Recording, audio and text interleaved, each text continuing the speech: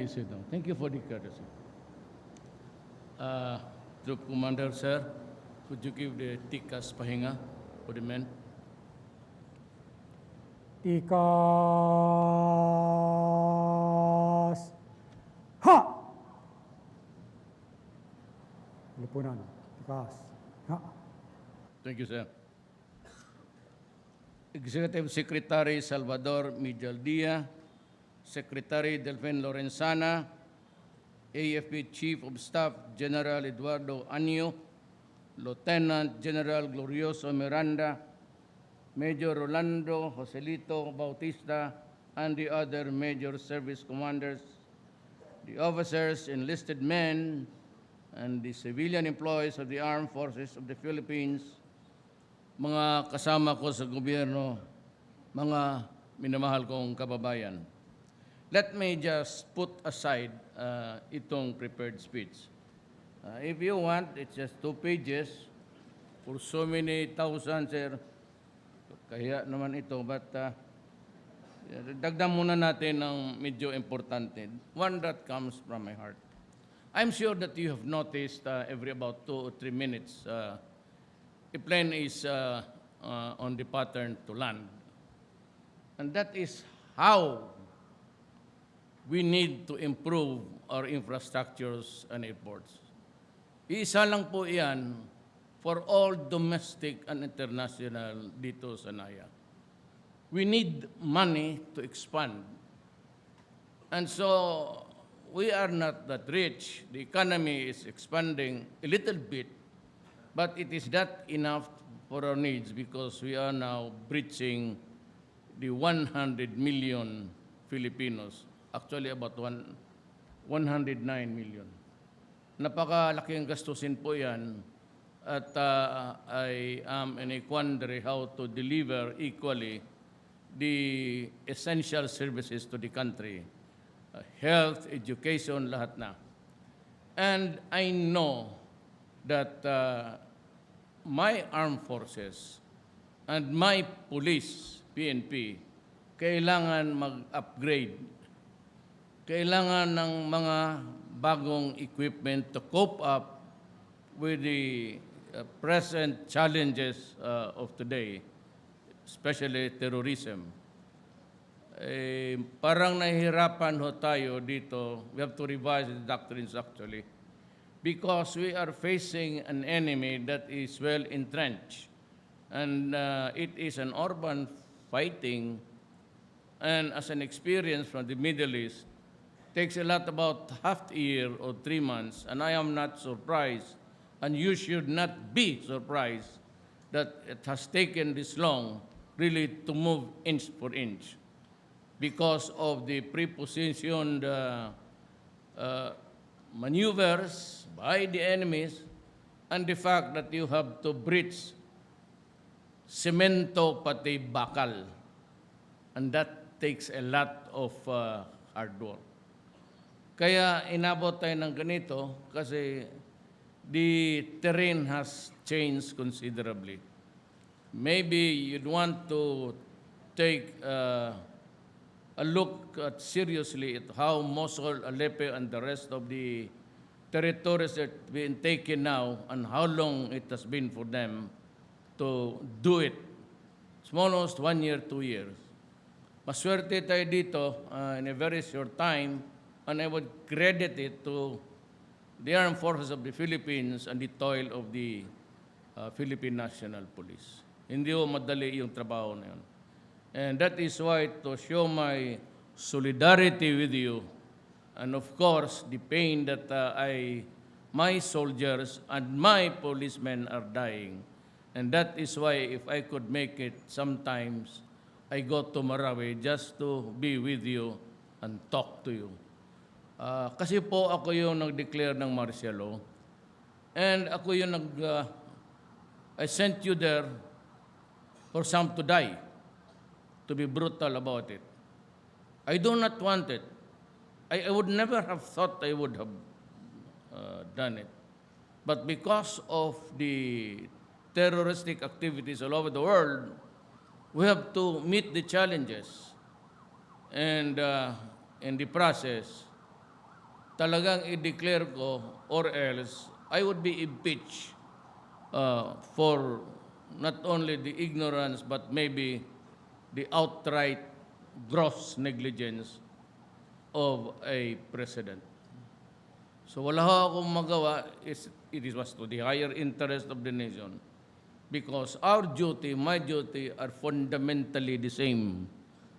And when I talk my oath of office, and you'd understand, read it between the lines, and it stays there in abbreviated form, just like yours, that our duty, in not so many few words, is to protect the people and preserve the Republic of the Philippines.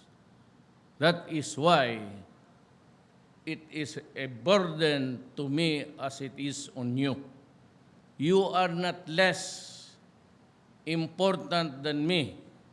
And so you are all co-workers in government. It's just a matter of the echelons of order. And that is it because we are a democracy and we elect leader. Hanggang dyan lang. Kaya those elected, even if they turn out to be son of a bitch, pagka pinili ng tao, talagang magtitiis ka sa, yan ang pinili ng tao eh. Problem is, unfortunately, some are really are and some are not. So, ito ang proposal ni Dominguez. I know that wala kaming definite source. I promise to leave you a 50 billion just for education. Kasi limitado, well, it's free. Sagot na naman lahat.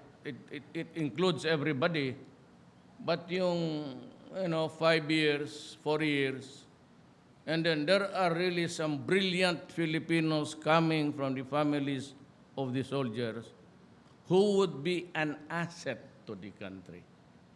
And it behooves upon us to support their education well beyond the normal years of getting a good education. Doctor, abogado, accountant, hindi ito matatapos. Yung mga tatay namin, AA lang Associate in Arts. Tapos, pwede na sila sa bar, College of Law, then sa bar.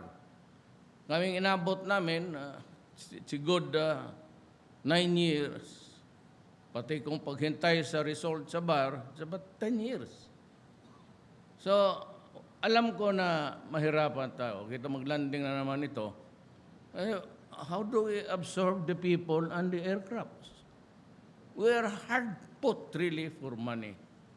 So ganito ang proposal ni Dominguez.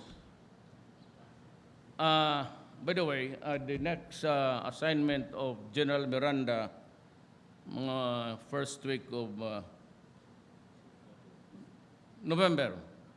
Huwag naman yun sa araw ng patay. Maybe a few days after, because we all go home to the provinces to honor our dead. He will be serving in the board. Alam mo kasi, itong basis conversion authority board, walang military. I-inyo to eh. Pati ang clerk. So sabi ni Dominguez, give it to the armed forces. You can join any venture with the private, joint venture. Or ipalis na lang yun long term. Ang yung makuha ninyo na pera, malaki ito. And I'll give you a land, you can choose, total sundalo naman kaya. You can choose the Clark Air Base or any other base that's not operating. You can convert it to an ordinary campo then with an airstrip. Maghanap na lang kayo, I'll give you this place, lahat nito with a one sole condition. Yung lahat kikitain ninyo, diretso sa inyo. At gawain ninyo ang gusto ninyong gawin to modernize. Pera yan, malaking pera yan. If you start to list here sa mga trillion ito. But I would need the money in the coming years also to meet your expenses. For one, baka hindi alam ng mga asawa ninyo, dublado na yung sweldo ninyo come January. Nakita ko doon sa schedule, ang pinakamalaking kita, ang mga general. Kasali na yung nag-retire. Ang sa retire, mabuti kay mag-happy-happy na lang sila sa sweldo nila. Yung nasa active, talagang pagpapawisan mo pa. So then I promise that before I leave, which is a very, very short time constraint, about mga 4 years na lang, 5. I would want to leave the presidency with a strong army and a strong police. If the police must better come up with a standard of discipline. That's one statement that I can give you today. But we need the equipment to meet the challenges. Gusto ko yung strong army, not for anything. Wala silang matakot yan. Gamitin mo yung army, baka kurni naman yan. After my term or earlier, maybe I will go. But I must live with a strong army that would really be capable of a simultaneous attack. Archipelago tayo. I would not want to invent a situation because I would be suggesting something that is lousy. You can just imagine, we are fighting the new People's Army. At this stage, I am not ready to talk to them because it is not good for the country. Kung para lang sa bayan, okay yan. But the way that it is now, ayaw ko. And maybe it would take some time to, maybe another president to do it. Sabi ko, it's been 50 years. Estudyante ako noon, nakikinig naman ako kay Season. But alam mo, pagkabata nga ba, you're full of, mayroon pang naiwan, kunti na lang. Tanda ko na, it's full of ideal set of what you want the world to be. But when you get older, alam mo na this is not really possible. That life is really unfair. It ain't really fair.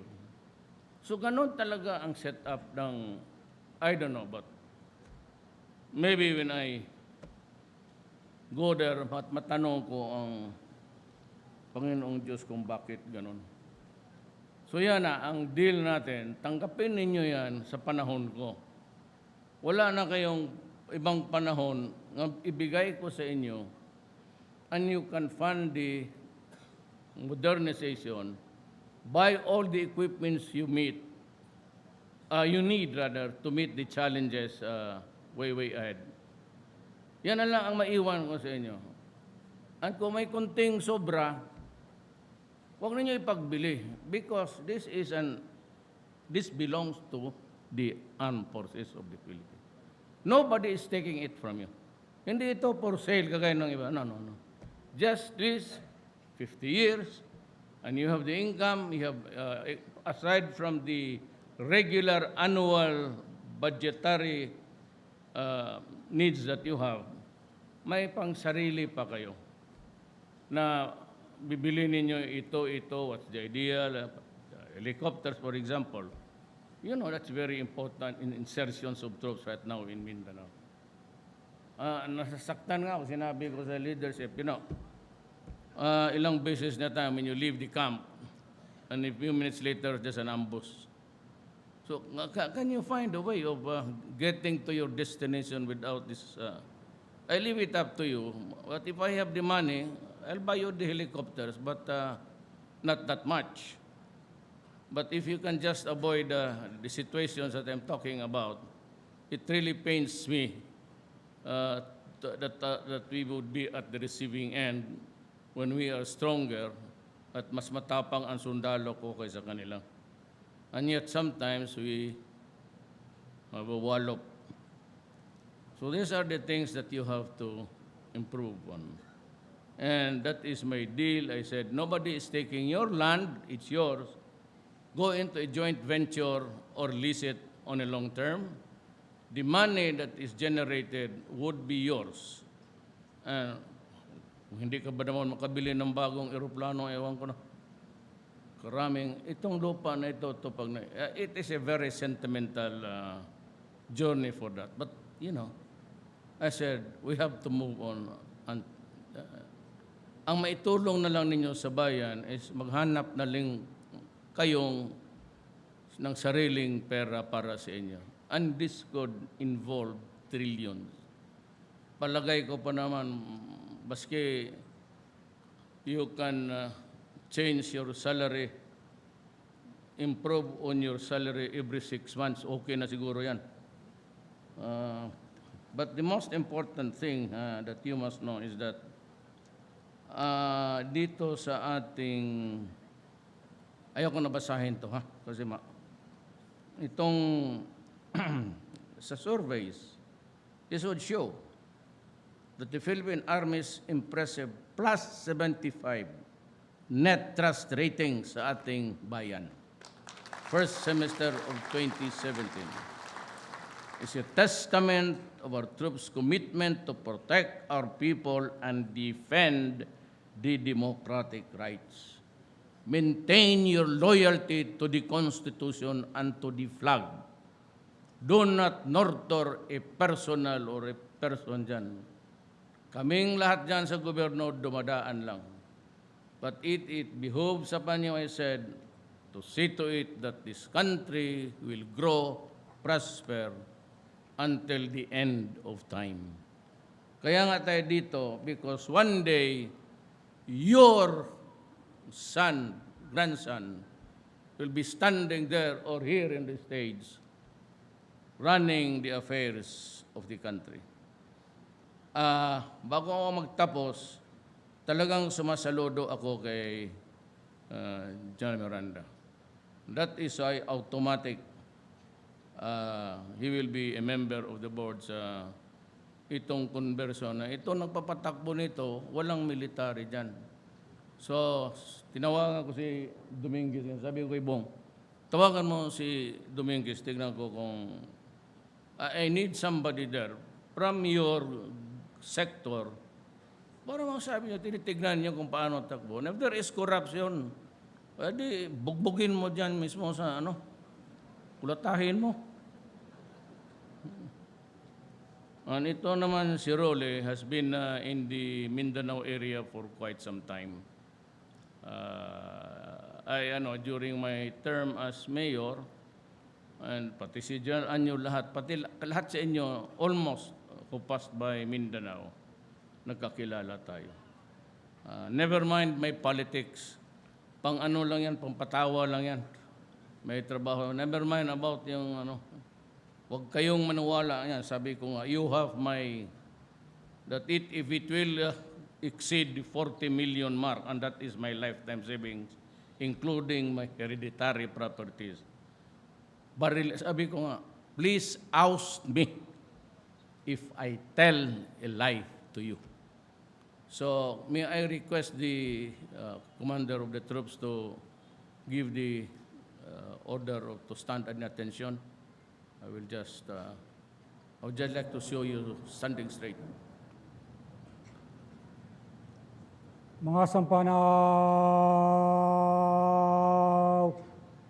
Ta! Ito, ginagawa ko ito sa lahat ng lugar. Baski saan. Kasi ako pa military lang. Pretend lang ako kasi si Sir. Sa totoo talaga, since kindergarten, wala akong medalya yung ganong karami. Baski tansan, wala.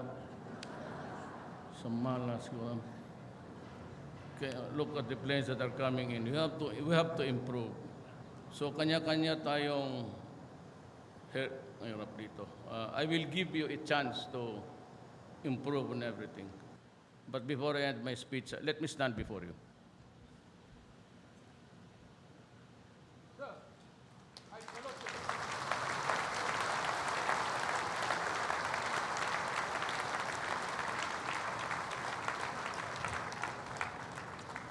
Thank you very much to President Rodrigo Roa Duterte.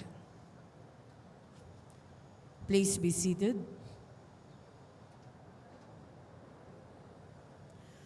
We shall proceed with a pass and review. Kalipunan, sumalikod ko.